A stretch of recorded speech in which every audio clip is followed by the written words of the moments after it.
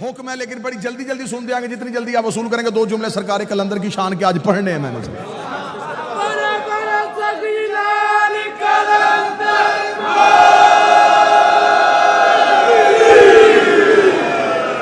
गलत तारफ करवाया तुमने किसी का कि ये अली के तो दीवाने थे, ये मलंग होते थे, फकीर होते थे, गलियों में फिरते थे। गलियों में फिरने वालों का नाम नहीं। आओ मैं तुम्हें बताऊं, जिसके पास आले मोहम्मद की मोहब्बत हो, अमाल खुद उसका तवाफ करते हैं। वल्लाबा हुसैन, मैं मिंबर की बुलंदी पे कह रहा हूं, हरफों का सामन होके कह रहा हूं। अगर किसी के अंदर आले मोहम्मद के बग़्ज़ की निजासत हो, जितनी मर्जी इबादत करे। ऐसा ही है जैसे शराब के गिलास में पानी, बर्तन निजस हो, पाक चीज भी डालो नापाक हो जाती है।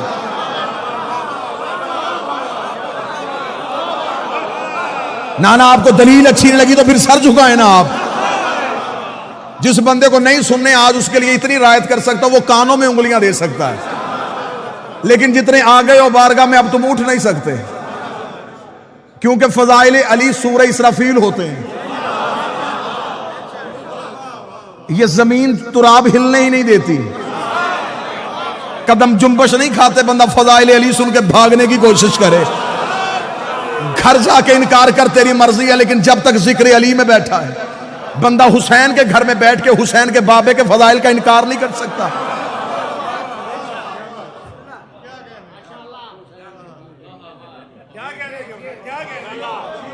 फजीलत का इनकार नहीं। इन ये अस्माए जिन्हें लोग समझते हैं ये फकीर हैं, ये मलंग हैं, ये दीवाने थे अली के नौकर, बस शियों ने पकड़ लिया। बहलोल दीवाना, कलंदर दीवाना, फकीर।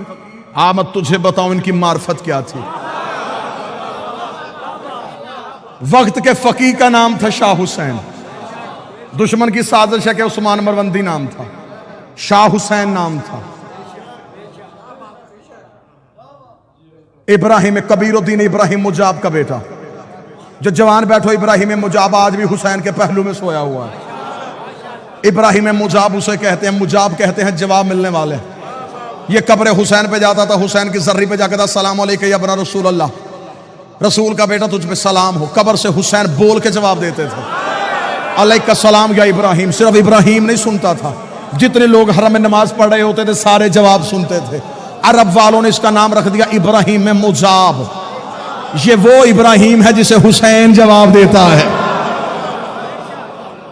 एक दिन सरकारी हजरत इब्राहिम मुजाब कब्र हुसैन पे बैठे हुए थे। हुसैन की कब्र पे जाके सलाम किया। सलाम करने के बाद बादशाह हुसैन को सजदा किया।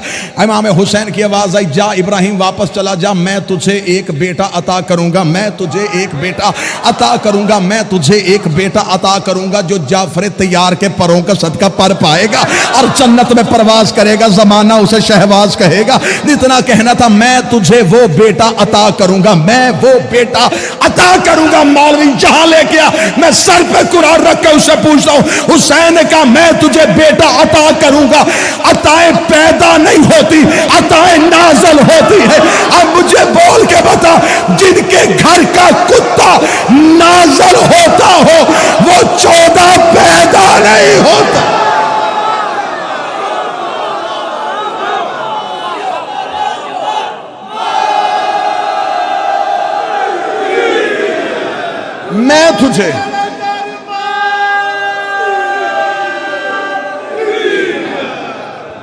मैं तुझे बेटा अता करूंगा।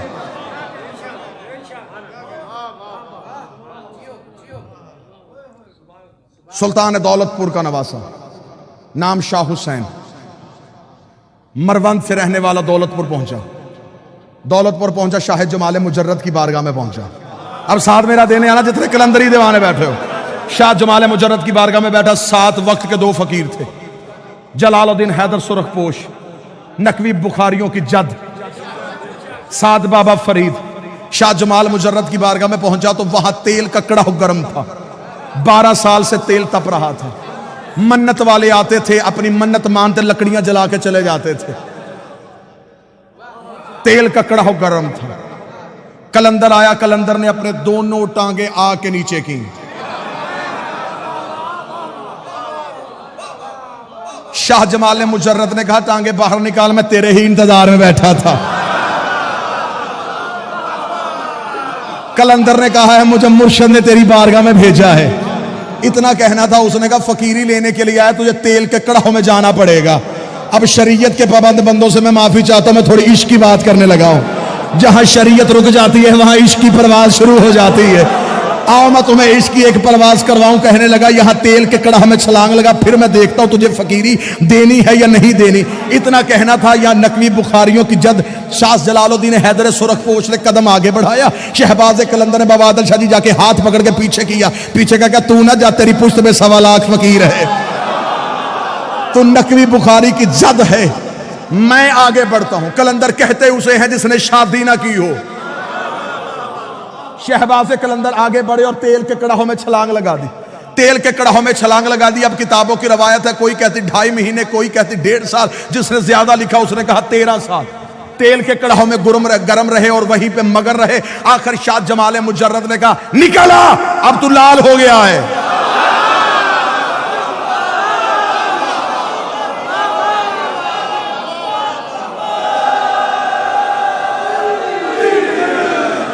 सार उठाए वो बंदा जिसने फकीर के सामने घुटने टेके हैं। बाबा आदिल शाह जी सरदार आगा अली जान वक्त का बहुत बड़ा फकीर था। आपने उसकी दहलीज से ज़दारी सीखी है। आओ जितने फकीर से ज़दारी सीखते रहे हो, जिन्होंने वक्त के फकीर के हाथों से अब्बास का आलम थामा है, निकल बाहर तू लाल हो गया है। कलंदर का बाहर आना था, या खानगाह में दरख्त के पत्तों से आवाज आई, हाजा कलंदर, हाजा कलंदर, हाजा कलंदर, हाजा कलंदर। सारी कायनात के फकीर इकट्ठे किए गदीर की याद में।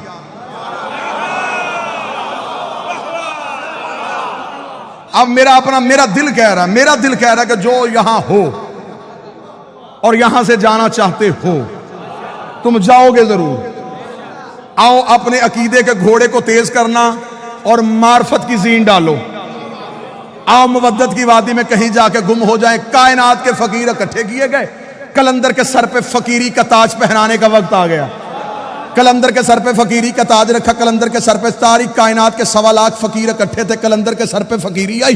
कलंदर के सर पे कलंदरी का ताज आया। कलंदर ने अपने बाजुओं को देखा। देखने के बाद तोला। तोलने के बाद कहा हुसैन ने तो कहा था कि पर दूंगा, हुसैन ने तो कहा था पर दूंगा। इतना कहने के बाद कलंदर ने परवाज की, पहली परवाज की। कलंदर ने पहली जस लगाई। 1.25 लाख फकीरों ने उड़ता हुआ शहबाज देखा। आवाज दे के लगा, जा कहा रहा, बता तो सही तू है कौन? फरमाया हैदरियम।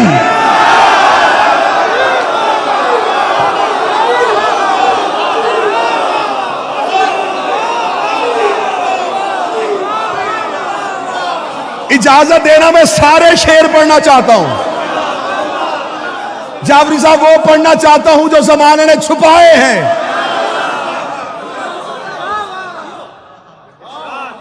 अब उस बंदे की मजबूरी है, वो बंदा फंस गया जो आज आ गया। अब यहां से छोड़ू, शायद कल हम आधे रह जाएं। जो आए हो तुम तो लेके जाओ, मैं तो वक्त के इमाम के सामने शर्मिंदा ना हूं। कलंदर ने परवाज की, पहली परवाज की, पहली जस्त लगाई। 1.25 लाख फकीर की आवाजें कौन है? फरमाया हैदरियम, कलंदरम, मस्तम। अगली परवाज की उन्होंने कहा अपना तारफ करवा, बंदाए मुर्तजा अली हसन। 1.25 लाख फकीरों ने हाथ बांध के कहा हमें यहां छोड़ के खुद कहां जा रहा है, हमें यहां छोड़ के खुद कहां जा रहा है। कलंदर ने अगली परवाज देगा, हादिए सालिकान इरफानम।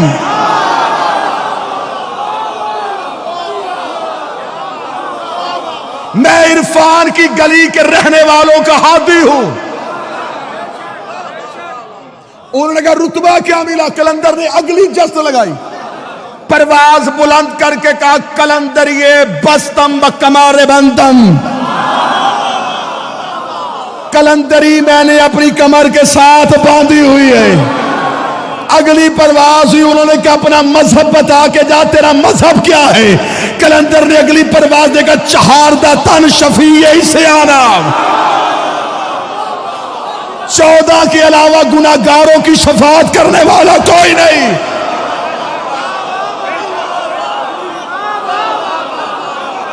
चहारदा तन शफी इस्यानम, 14 के अलावा गुनाहगारों की शफाअत करने वाला कोई नहीं। फकीरों की आवाज है, ये अकीदा किसने दिया? कलंदर ने कहा मोहरे शाह हस्त दीन ईमानम। ना ना ना ना, हाथ नहीं कशकोल होना चाहिए। कलंदर ने कहा ये अकीदा मेरी जाती इजाद नहीं, मेरे बादशाह ने मोहर लगाई, दीन भी यही है, ईमान भी यही है।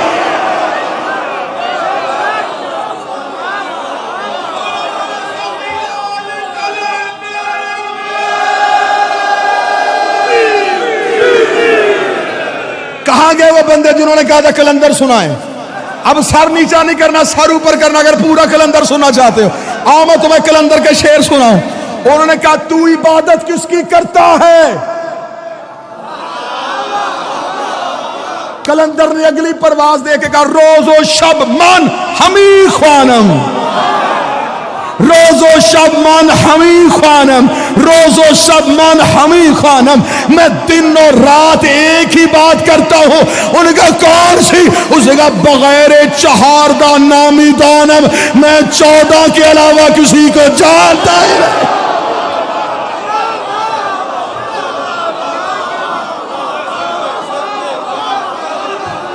तुम मुझे कहते हो, तुम मुझे कहते हो, तुम मानता किसे है? मैं 14 के अलावा किसी को जानता ही नहीं।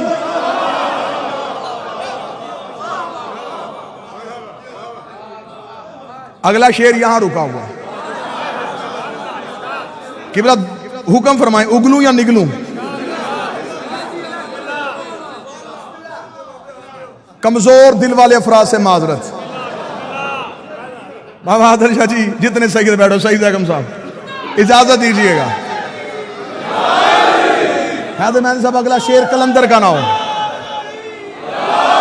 अगला शेर कलंदर का ना हो। कलंदर मुझसे जुबान छीन ले, लहजा छीन ले, लफ्ज छीन ले, कल वाला दिन मजलिस पे आना सकूं, कलंदर मेरी जुबान गूंगी कर दे। इतनी बड़ी बद्दुआ कोई नहीं देता। अब इतनी बड़ी बद्दुआ अगर मैंने अपने आप को दी है, अगर तुम में से कोई शक करे, मैं बोल ना सकूं, वो सुन ना सके, आइंदा के बाद मौला फिर अगर उसका कान, उसकी बसारत अगर कुछ भी फजाइल अली का देख नहीं सकती, सुन नहीं सकती, फिर वो कुछ सुने ही ना। इतना कहना था या 1.25 लाख फकीरों की आवाज आई, कलंदर हमें इतना तो बता, इतना तो बता, तेरा अकीदा क्या है, तेरा अकीदा क्या है?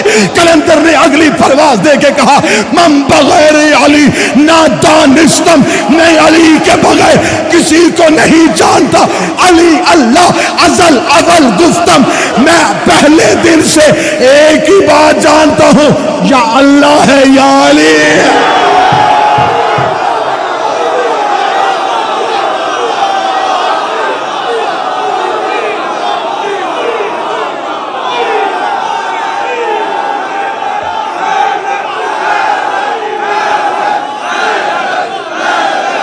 जी आप सरकार,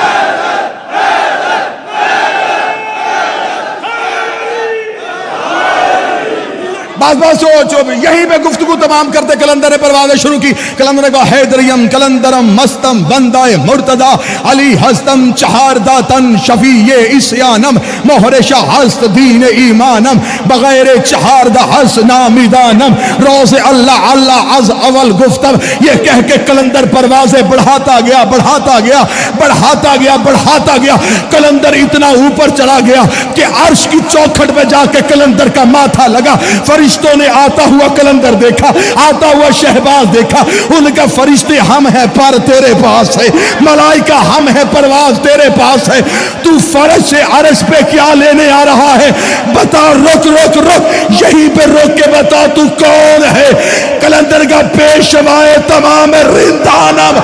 उन्होंने कहा जमीन पे देख। कलंदर को नजफ में अली की कब्र नजर आई। कलंदर का जिस्म कांपा, अपने बरों को समेटा, जमीन पे गोता लगाया, अली की दहलीज पे मुंह के बल गिर के कर साग कुए शेर यज़्दा।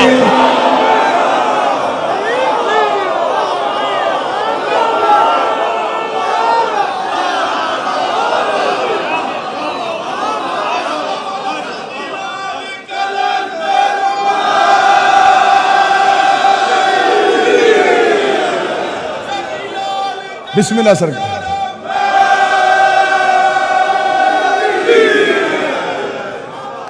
अर्श की चौखट से फरिश्तों ने कहा तू वहां आ रहा है, हम वहां जा रहे थे, तू कहां? कलंदर ने कहा मैं तो प्रवास पे हूं। उन्होंने कहा जमीन पे देख। जमीन पे चमकता हुआ दुर नजर आया, नजफ में अली का रोजा नजर आया। कलंदर का जिस्म कांपा, परों को समेटा, जमीन पे गौता लगाया, दहलीज पे गिर के तो सग कुए।